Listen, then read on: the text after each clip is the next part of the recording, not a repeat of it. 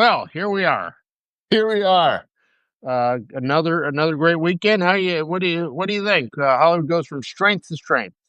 Yeah, it Uh, just keeps on winning here. Yeah, last exactly. last weekend's last weekend's lineup was so great we did it twice. Yeah, run it back. Yeah. Uh-huh. Uh, Yeah. Well, but October's over, Sean, so that's the high point. Maybe Richard, I don't know. What do you got? I mean, but Sean, it was Halloween and the World Series. We've never had Halloween in the World Series before, so you why would you release a movie into the face of that? Because Into the chaos.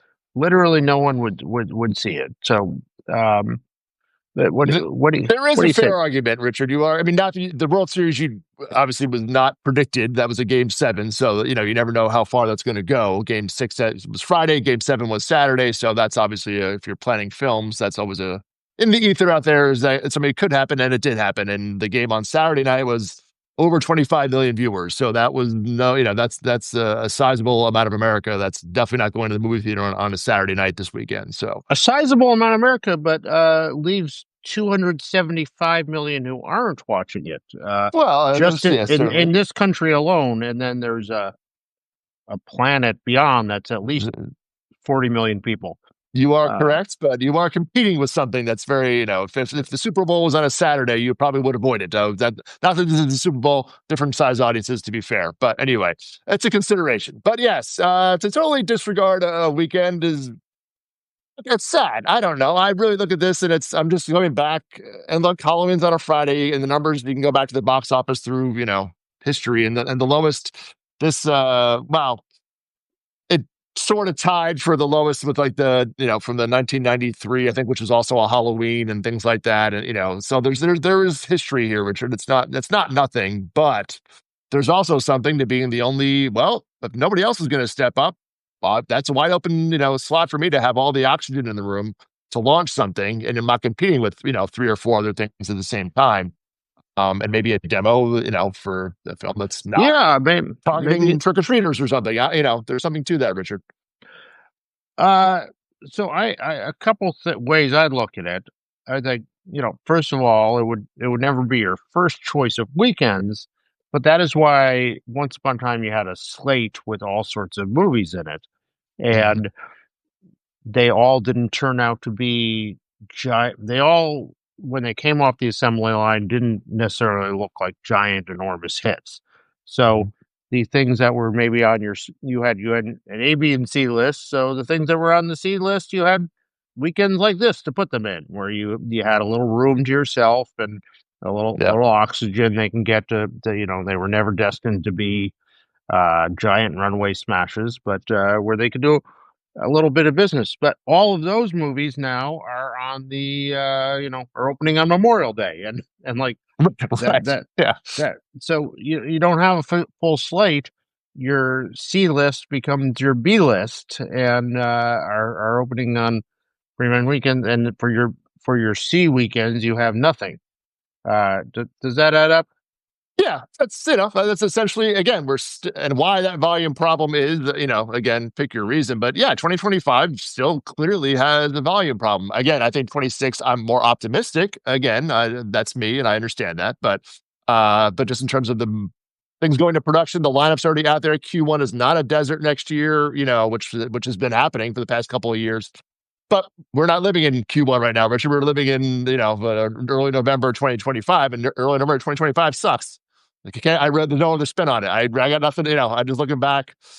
I do it every weekend in the wake up. I kind of do the comps for the previous weekends. For the past since 2018. And it's just since COVID. This weekend, I mean, in 2019 it was 104. 2018 is 146.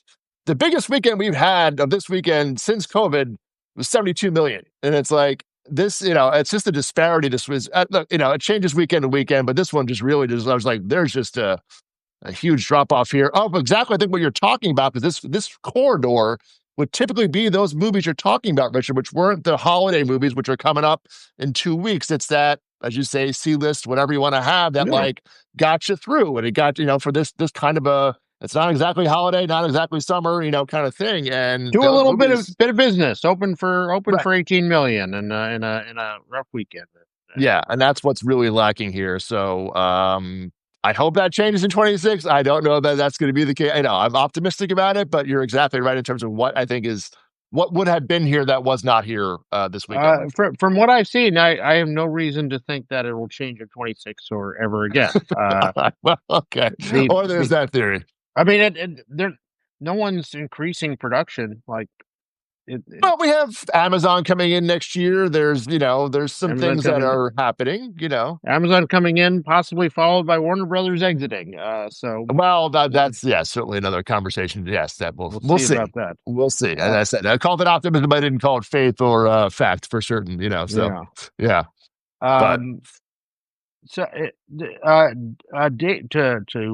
to tip the hat to another analyst, David Poland, who is here on Substack and has been yeah, writing about box office for decades now, did a little analysis last night that I found really interesting and had a lot of math, so I didn't totally understand it, but yeah, basically was looking at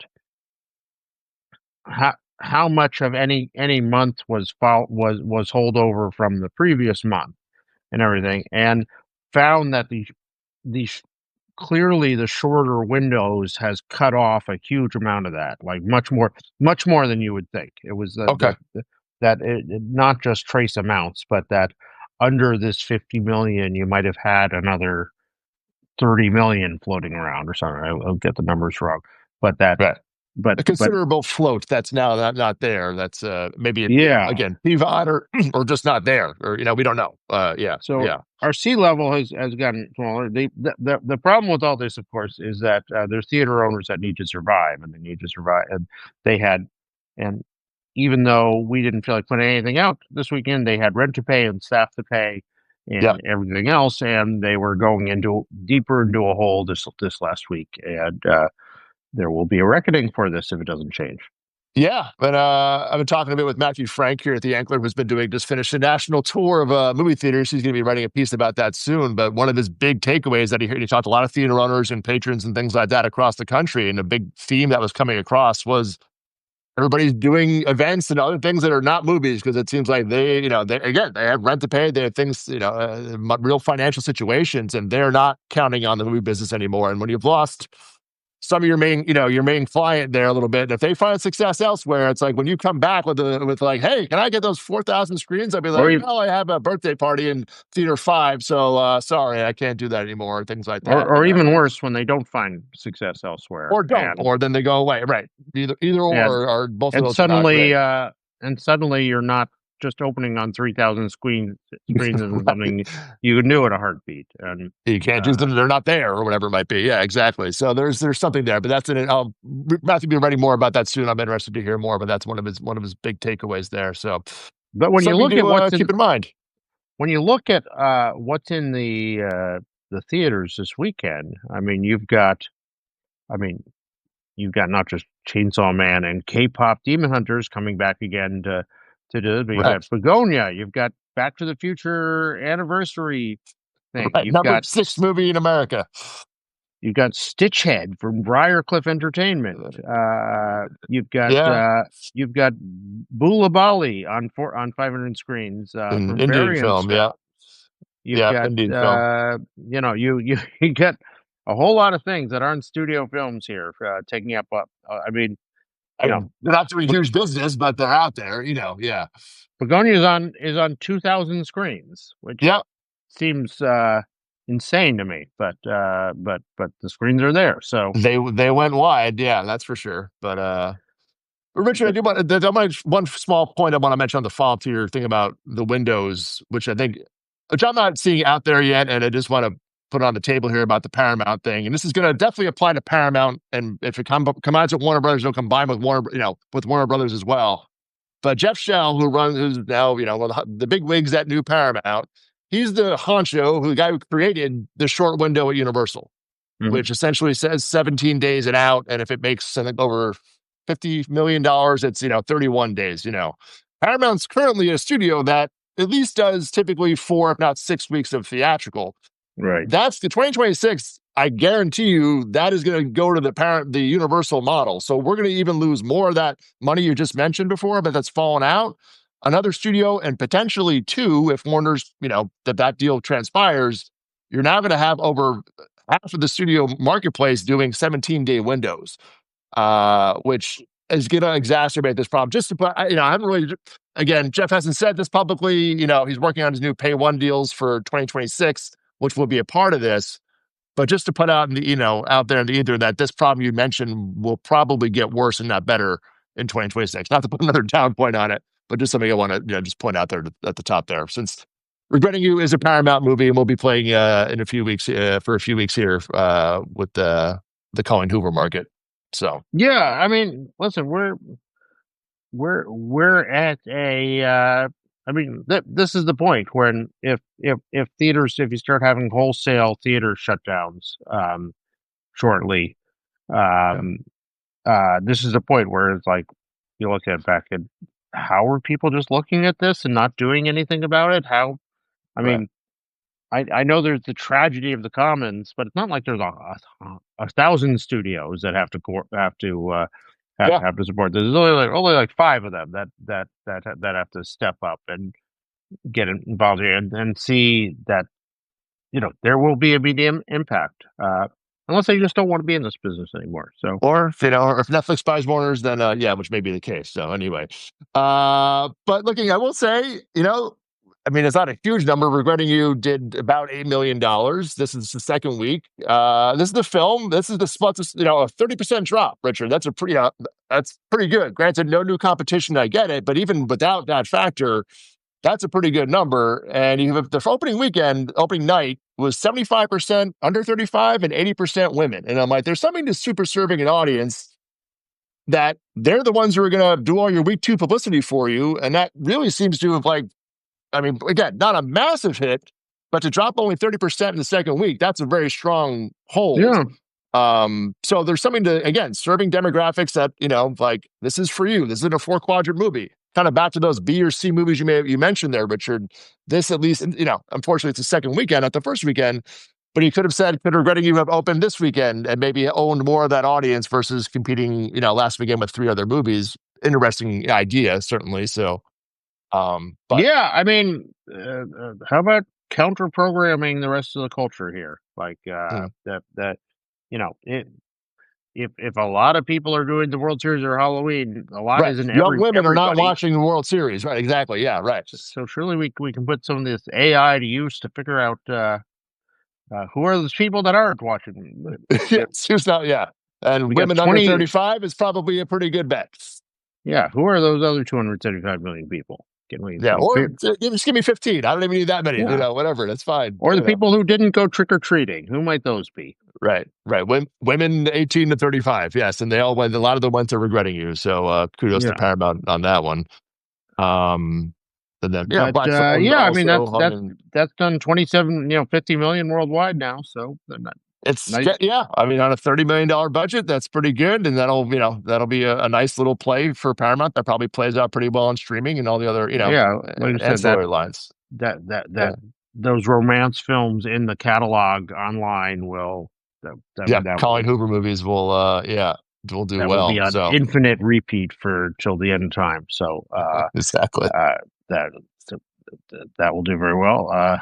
Black Phone keeps chugging along there. They get the 100 million. State award for October for me. Yeah, exactly. Still doing 8 million here in a third weekend. Now at $105 million globally. So a nice win for Universal and Blumhouse.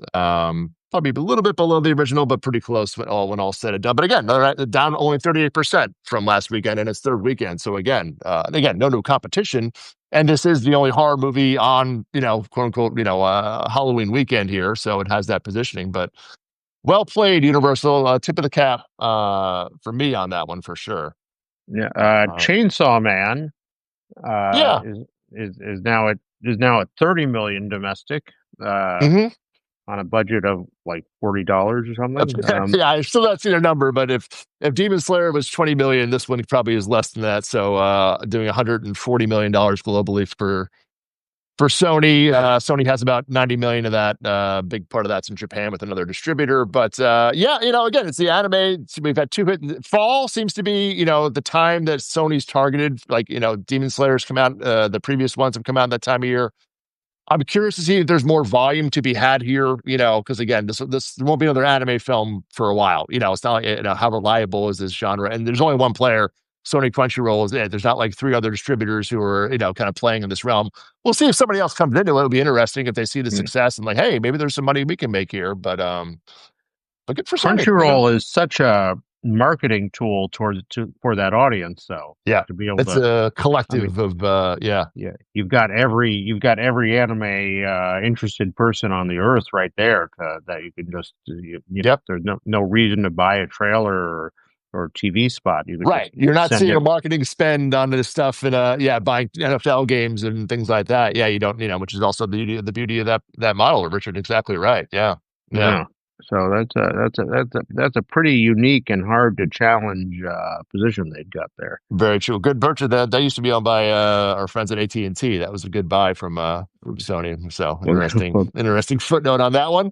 Uh, K-pop's back. I don't know. This is like sure. I guess it's about a little under 6 million. Some like 5.9 million. I think was the number updated today. With the number. I mean, Um, these are for me. These are marketing. This is a marketing expense. it's no The, expense, the, really. It's like that's I I mean mean, it's like some a digital marketing ads opportunity. and opportunity. Yeah, right. Yeah. Why not would be the kind of answer I would put to it. Take six Once more again, six as I million say, bucks. there were 3,000 screens just sitting there waiting for Exactly, exactly right. return engagement of K-pop demon hunters. So why Yeah, not? not bad for a Uh, film that came out 4 months ago. So yeah, exactly. yeah. Yeah. Begonia. Bugonia, Richard, what do you got? I'm passing this one to you.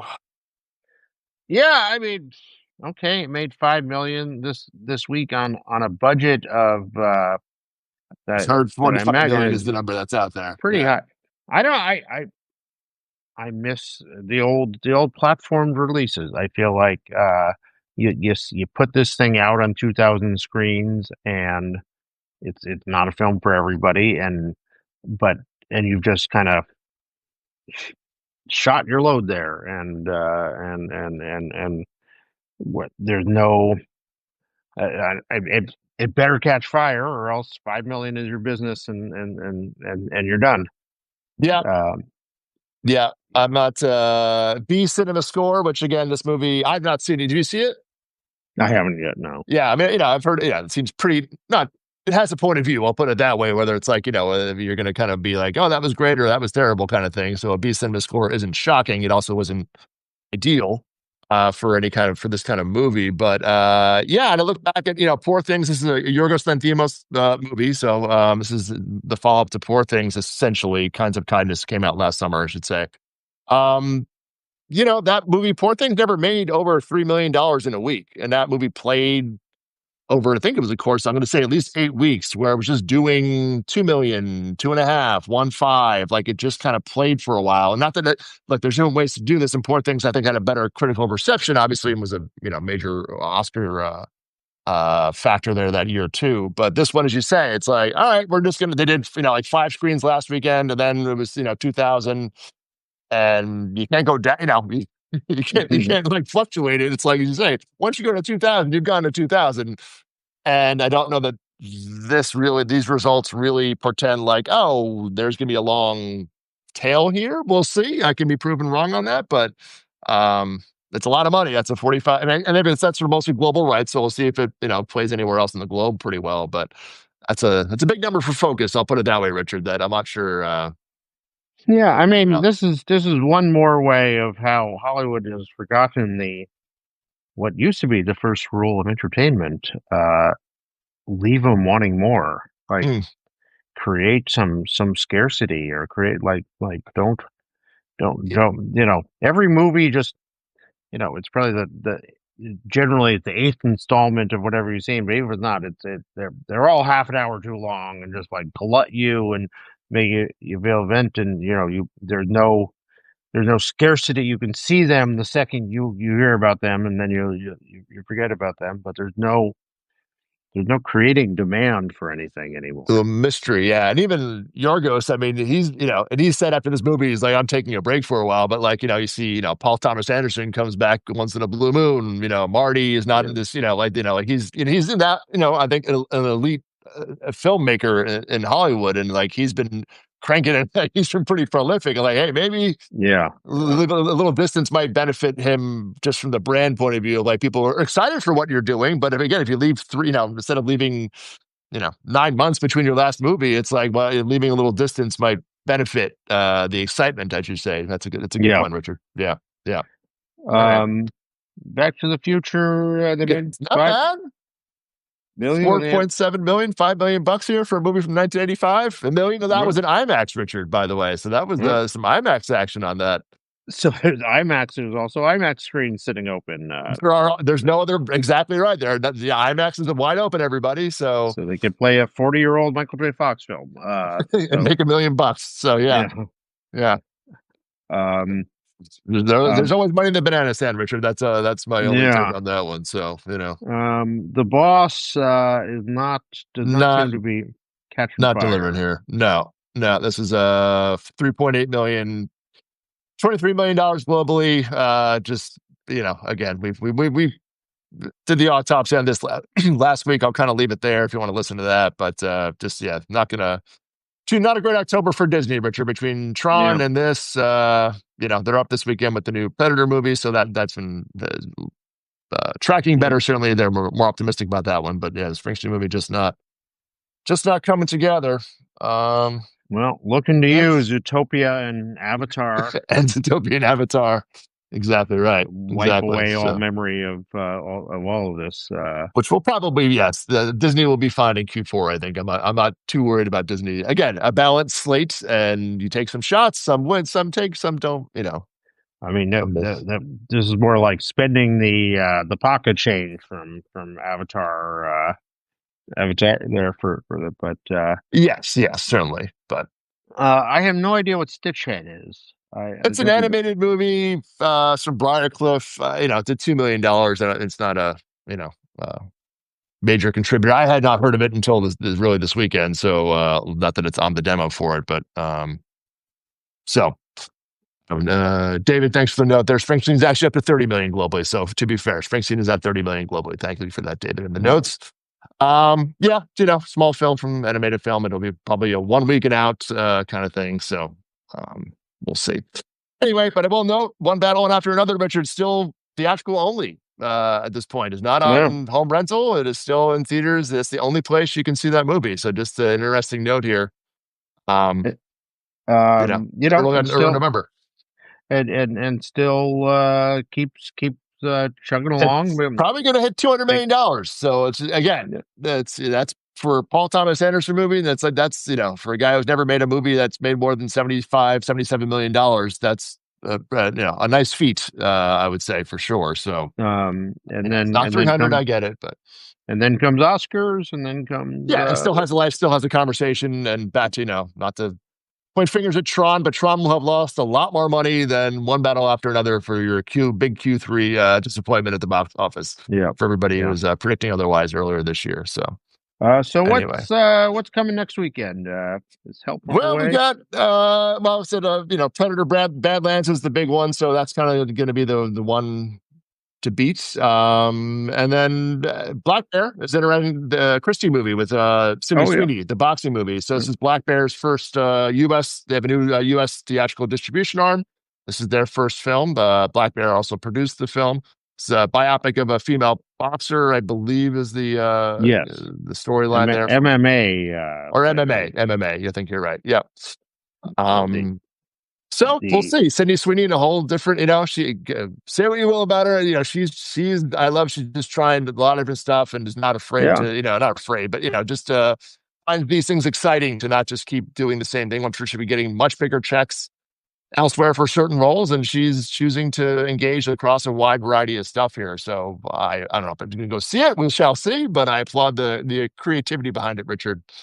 100%. um acclaimed performance, mentioned for an Oscar contention. We'll see where all that goes.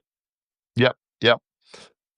Well, it can only get better from here, Richard. So I guess maybe that's the note of optimism I will will sign off with today. But that's man, that's all I got here on this one. I don't know. I Let's mean, just put this behind us the as whole quick month as of we can. And October, the worst October since 1997, not adjusted for inflation. I said back when I was in college. So yeah, an October to forget. So it wasn't just this weekend, unfortunately. drown our sorrows in Halloween candy here. So, Exactly. All right, everybody. all Thanks for right, hanging as always, Richard. A pleasure to see you as well. And we will we'll see see you back everybody here next back week, here next week. if not before. All Take right, care. very good. Thanks, everybody. Take care.